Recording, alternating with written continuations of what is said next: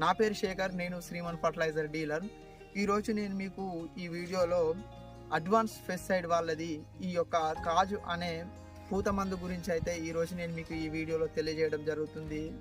ఈ యొక్క కాజు అనే మందుని స్ప్రే చేయడం ద్వారా మనకు పత్తిలో ఎలాంటి పూత వస్తుంది, ఎంత మోతాదులో పూత వస్తుంది, అదేవిధంగా చెట్టు ఎలా ఆరోగ్యంగా ఉంటుంది, దీన్ని ఒక ఎకరాకి ఎంత మోతాదులో స్ప్రే చేసుకోవాల్సిన అవసరం ఉంటుంది, అదేవిధంగా దీని యొక్క ధర ఎంత ఉంటుంది అనే పూర్తి సమాచారం అయితే ఇప్పుడు నేను మీకు ఈ వీడియోలో చెప్తాను.